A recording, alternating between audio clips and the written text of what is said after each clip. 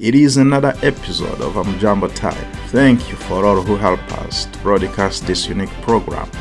I want to welcome our listeners in Maine and around the world. My name is Nasir Shir and I'm your host. Amjambo's 4th-part series on keeping your money safe and from fraud and scams is available in 7 languages at amjamboafrica.com. Check it. On today's Amjambo Time, Portland Mayoral Election, it was not a great night for BIPOC's hopeful mayor, Papy. After an incredible campaign, Papy came third in the ranking choice voting tabulation, while Zaro came second. They both congratulated Mayor-elect Mark Dion, a veteran in politics, once a sheriff, state representative, and state senator, until recently when he was a city councillor. Mark Dion said that his first priority will be to tackle homelessness in Portland City. On the issue of asylum seekers, Mark Dion has earlier announced that this issue should be handled by the state, not the city. Papy reminded the community that democracy is only as strong as its people. It is important to get involved in your community, make your voice heard, and continue to believe in Portland. Papy said that he's committed to continuing to serve the people of Portland. Well, I think one of the most important things when on election day is to be able to connect with voters, thank them for voting, and the turnout was high. And so I got to talk to a lot of people from across the city, so that is good. Well, my message to the team and to the community is that we've worked hard to get where we are. It doesn't matter what the result is. We still have to stay engaged with the process, because that is how you make change. On the night of the election, at Gateway, a group of supporters were eager to celebrate a win for Papy. Hear what Pap Bongibo and Yusuf had to say. I know you are a great supporter of Papy, and I meet you here tonight. Where is the mood? The mood is high. We're good. We're just waiting for the results. So I did my part. I voted this morning, and we are here tonight just to wait for the result. And I hope he's going to win. Yeah, it seems that it's still he's the third when you see the already counted votes. Does it give you much confidence? Yes, I have confidence because I know that they didn't close at the moment, so they're still counting. So the third place is not bad. It's not that bad. Maybe by the time they finish, he may come to the second or the first position. I believe so. So and as far as in immigrant, being the third, it's not easy, easy thing. So I think he did the best. People went out and vote, and I hope he's gonna do a comeback and get to the second or first position. Yeah. To see an immigrant like Pius running for the city to be the mayor, so how does it make you feel as an immigrant as well?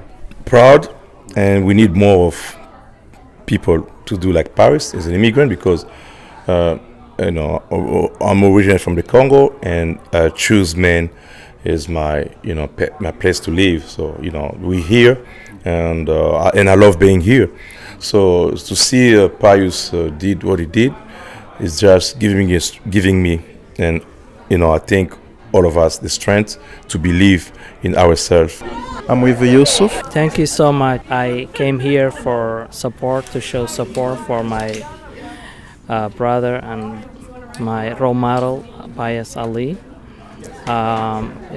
He's really someone that I know him for a while and worked with him.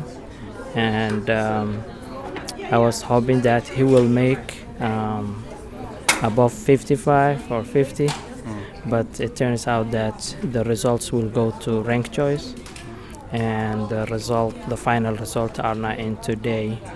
So we're hoping that he will get that, and I'm so excited that I was here and watch and engage and participate the party.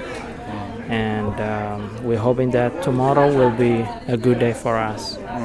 So how do you feel to see, you call him a brother, you call him a role model, to see him taking a bold step to become the mayor? I think it is his time to do that kind of role. He has been engaged since 2013, starting from school board member and then becoming the longest serving city council member. And it's been some time to be a mayor promote. So I think he has gained the experience and the engagement that is needed, and I think it was his time to kind of serve our city in a larger scale. And do you think he can, if this doesn't work, he can do more? Yes, I believe he is very ambitious. He wants to remain serving in public. I think he's still sitting at city council. He will finish his term and then keep doing the work that he has, which is very appreciative work for our community. It has been over 2 years since the fall of Kabul, Afghanistan. How are Afghans doing in Maine? I had a brief conversation with one who has been in Maine for many years and has played a hosting role for newer refugees. Yeah, my name is Mohammed Nasir Shir. I go by the name Nasir quite a bit. And since the evacuation of Americans from Afghanistan, I've been helping a lot of the Afghans and other refugees in the community. And I joined the Jewish Community Alliance, and I work with them as a financial literacy and digital literacy education for the refugees. I've done that gig for 1 year. That takes me to ask you, how do you see the Afghan community growing and their integration after these years, after Kabul fall? Yeah, the Afghan community, alhamdulillah, is growing very well. And we have a lot of people settled in Lewiston. They're primarily single men, and they are war pilots in Afghanistan. There are a few families over there, but the majority of them have settled in Greater Portland as well. And we have a very strong community in the Afghan community. We have a WhatsApp group, Facebooks, and we have a mosque, and we are trying to help them as much as possible. For those who have been here for a while, like myself, I've been here for 40 years, so I can help them pretty much in all of their challenges. So how do you feel like challenges? Do they have some challenges that you can observe when you talk to them, when you see them around? Jobs, integration, housing, how do you see them going to those areas? It was a really good question, because the answer to a different refugee is different. We have received a lot of Afghans who are educated, who have been educated in Afghanistan, who's been educated in Pakistan, who's been educated in India, and they come with a strong background and the degrees already. And then we have some people from Afghanistan, the rural area, and they've come with a family, and then they also need a lot of hand-holding. So we have people who we have to handhold and guide them, and then we have people who just send an email, and then the rest they do it themselves. So there's a different variety. And I'm not just saying this for the Afghans, because I work with the JCA. A lot of the Africans and been refugees, like Sudanese and Syrians, they've been refugees in the neighboring countries, and they've got a lot of education over there. So the question and the challenge is that now that they come here with the degrees, how do we help them get accredited? How do we help them get an internship? How do we help them get a job? And unfortunately, the accreditation is primarily, most is done in Boston area. Here, Portland Adult School does it. They help guide them, but one person at a time. Yeah, so I had many Afghan community members. Their heart is still in Afghanistan. They think about the brothers and sisters left behind, how this is affecting them, are they able to help sometimes, Yes, extremely good question, and thank God for the internet, thank God for WhatsApp, thank God for social media, that they're able to communicate with their family members. If it wasn't for that, it would be very difficult. It is extremely sad because literally I know family members who live in Midwest, and I know other people who brought brothers, who brought siblings, who brought children, and the children were separated right at the airport, and they said these two kids cannot go for one reason or the other, whatever it was, and they had to separate them. That majority of the time they do not go back to their relatives, or they get lost in that place. But that has happened, and those people are hurting the most, is leaving someone who's so young and someone who's deprived and who's in need, and yet they had to make that decision at that spot, at that moment. I want to ask you about the immigration status. It has been a challenge, visas, to get a permanent residence status. That has been throughout the community, grievances. So how is it that? It's Afghans are patient, and they have to be patient. In many ways, we are luckier than some asylum seekers and other immigrants who come here and overstay their visa. Afghans are automatically were given 2-year work permit, and then that had to be reprocessed and apply again after 2 years. But luckily, the Congress is on their side, and they say, okay, you don't have to fill an application. We will just renew your work permit. Many have done the interviews here and there. People have been waiting 6 months, other people have been waiting 9 months, other been waiting a year and a half.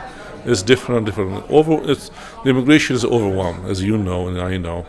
And so the Congress and the representatives and the people have their heart in Afghanistan, what happened in Afghanistan, the way they were evacuated. For that reason, they're doing their best to make life easier.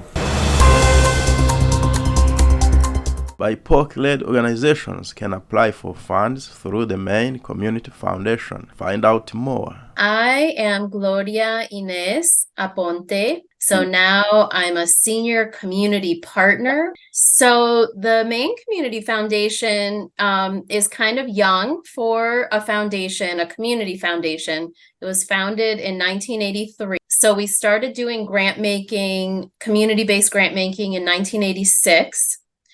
And the BIPOC Fund started, I believe it was 2007, with a gift from the River Rock Foundation. And the way community foundations generally work is we take in money from people who have it and want to donate it, and then we give it out. And so we have people like me at the foundation, other community partners that try to understand what's happening in Maine and support the organizations that are doing great work. And we can do that, through some grant programs like the BIPOC Fund.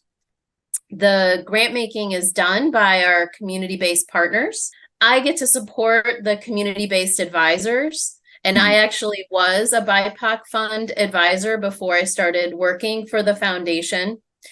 And it's a really beautiful way to do the grant making, because the people who are in the community know the most and are the best to make those really sometimes pretty difficult grant decisions, because we get more applicants than we can fund. And I think also another really nice part of having the community-based advisors is that, we're really working to shift the power, right? So I don't want to hold that power of the money.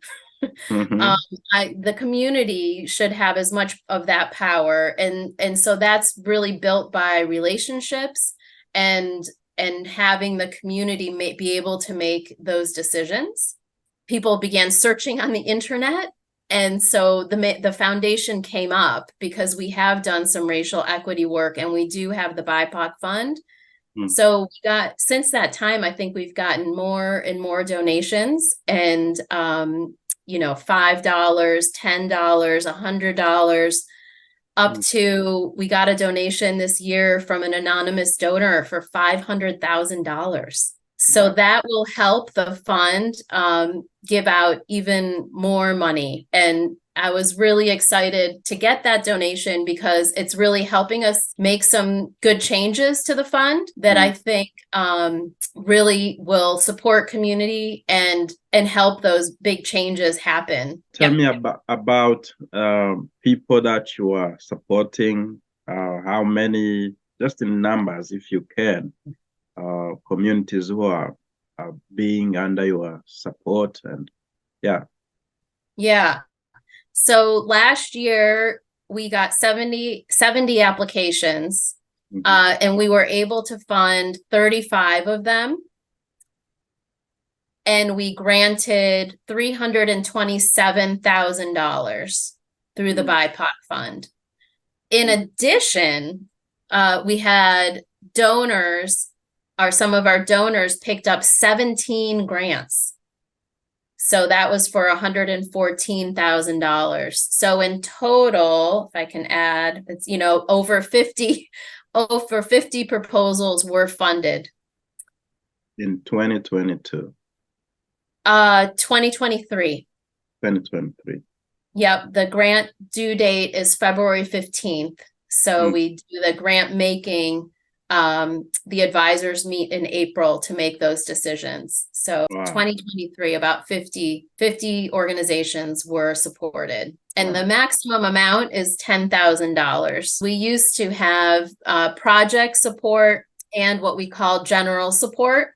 And general support means that an organization gets to use the money for whatever they need the most. So the application is easier. They don't have to submit a budget. And it's really grant making best practice to offer general support grants to organizations.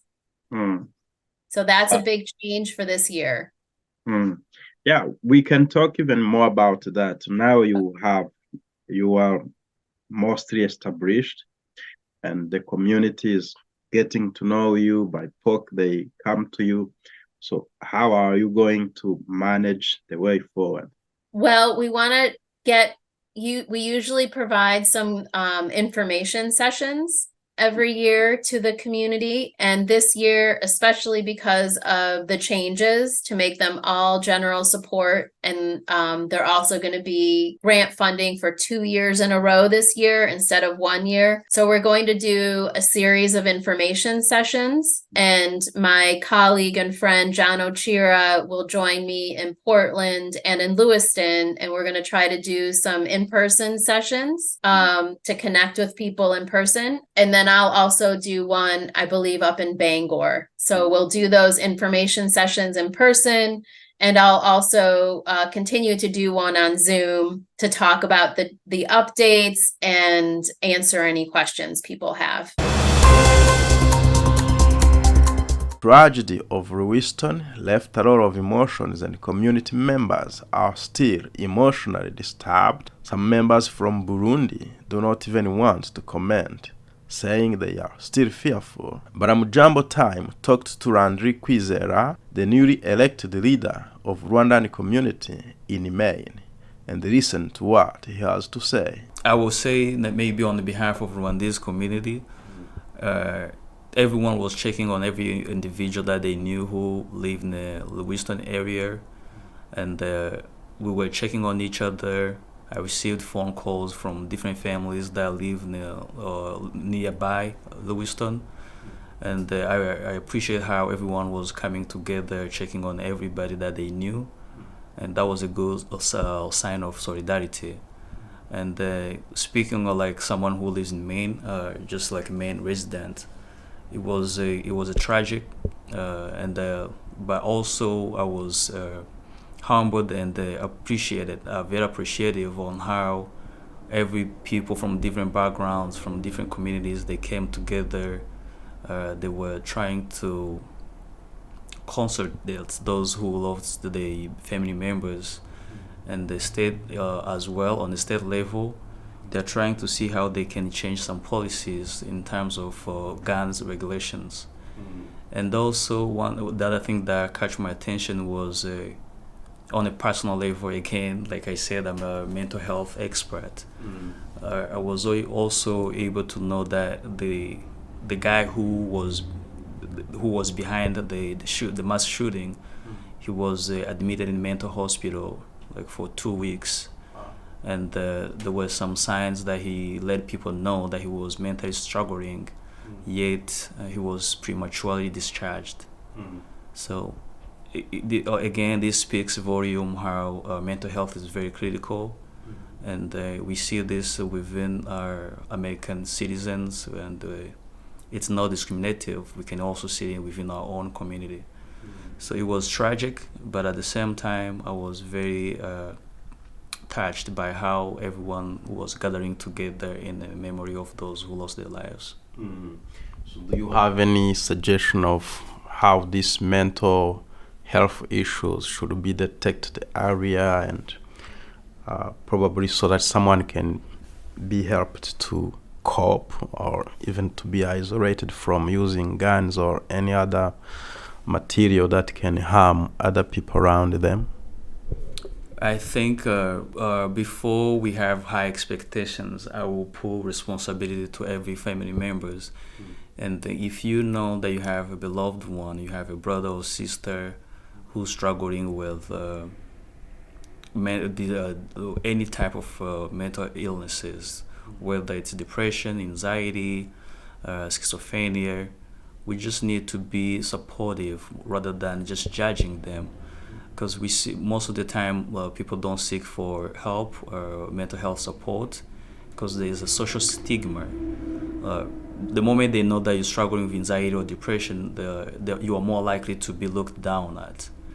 And if we can all be responsible instead of shaming someone who's struggling and try to lift them up, I think it would be a very good support, and we encourage more people to seek for support.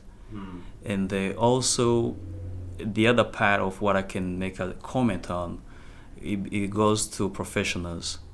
Like if someone is admitted in a hospital and they need to screen down and know if they have access to fire weapons, or if they have firearms, or if they have access to weapons, and they should be seizing those weapons. They should not let anyone who's struggling have access to weapons, because they are at high risk of taking their own lives, or they can also do something same thing that happened like last weekend, a week and a half ago. So everyone needs to put the efforts together. And if you know someone who's struggling, but who's opposing to go to seek for support, and yet you think they can be a harm to our society, you can report that to police, to law enforcement, because there's a process where you can be admitted against your will. There's blue paper. So there's a lot of things that need to be emphasized. Whether someone is willing to seek for support, or whether they don't want to seek for support, but they are on high risk of taking their own lives or other people's lives, we can advocate and let law enforcement know. Meanwhile, the Afghan community and the other members of the Muslim community in Maine are preparing to honor the victims of the Houston shooting on Saturday 11th. Take a listen. Yeah, my name is Muhammad Nasir Shir. Umar Ibn al-Khattab Masjid, located in Washington Avenue, is a mosque that where a lot of Iraqi Indians, Afghans attend and participate. And we as the board members made a decision that we have to do something. I know it's a little too late, but we have to do something. And the reason we have to do something is because a lot of the Afghans were in Lewiston, and that particular day we were worried, all of us were worried for our neighbors, for our children, and for our especially people in Lewiston. And of course, me living here for 40 years, a lot of stuff triggered back to 9/11 that happened and took place. So a lot of the ideas and things were coming to me in my head. What can I do? What can I do for my community? Immediately, I reached out to the Afghan community in the WhatsApp group, share pictures, share articles, gave them assurance. Other people, like my uncle and others, who have actually who are adults and older than me, and they give assurance to the young people, to the new people, that we are here for you, don't be fearful. Unfortunately, this sort of mass shooting is a common thing in the U.S. It's tough to say that, but it is a common thing in the U.S. But Afghans were not used to this. They're used to the war and they're used to the other stuff, but nothing like this, someone who comes with a random gun and starts shooting in the public. So they were surprised. So we are holding this event to remember the victims, and also to show to Lewiston that we are here for humanity, that we are here to care for one another, and there's no religion that would differentiate you, no politics, no nothing. A human is a human, and we gotta come back to that level. And so we just want to pour our hearts out to them, pray for them, and show them that we are here. God forbid if something ever happens like that. And we want to empower the Afghans who are living there, the Muslims who are living there. This is not just on behalf of the Afghans, this is on behalf of the Muslims. But I happen to be an Afghan, I happen to know that Afghans. Please help us to get our annual fundraising campaign off to a strong start. We count on the support of our donors to help keep Amjambo Africa's programming going. And we have great news. Between now and December 31st, all funds will be matched, which means any donation you are able to give will be doubled. Donations are just a click away at amjamboafrica.com. From more of us in Maine's most diverse newsroom, thank you. In the entertainment, Pap Bongibo is vowing to invite international singers from around Africa to showcase African culture and bring unity across new Mainers and all Mainers. A few days ago, he brought the renowned figure of Congolese music, Jiben Piana of Wenge Muzika, BCBG. Papy is with us. Last week on Friday, we had Wenge BCBG with Jiben Piana. So he did perform at the Sheraton, and he's probably going to come back next year. And we have few names in our calendar that we are going to announce soon. So we're trying to get back to the culture, entertainment. So we see it like a cultural thing, you know. It's I like the way that manners, people from Maine can actually discover or learn about immigrants. We have so many things to do. I know there's politics, and we also have the cultural side, and that's why entertainment part. That's the reason we are bringing this here. And on top of that, I don't only work with Congolese artists, so I work with African artists. For artists from Rwanda, from Burundi, from Angola. It doesn't matter, I would say in general immigrants. So that's the reason. So to show to the world that Maine is a multicultural state. But the mood was great. People enjoyed to, enjoy the events.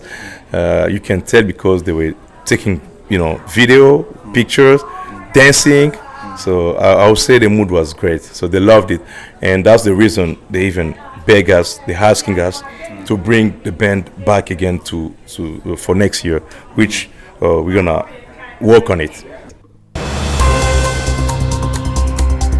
We have come to the end of today's Amjambo Time. Thank you for tuning in. Remember, Amjambo Time now alternates with Wirwe Maine in Kinyarwanda and Kirundi, and Bonjour Maine in French, all available by podcast on our YouTube channel and amjamboafrica.com, and on air at WMPG on alternate Wednesdays at 7 p.m.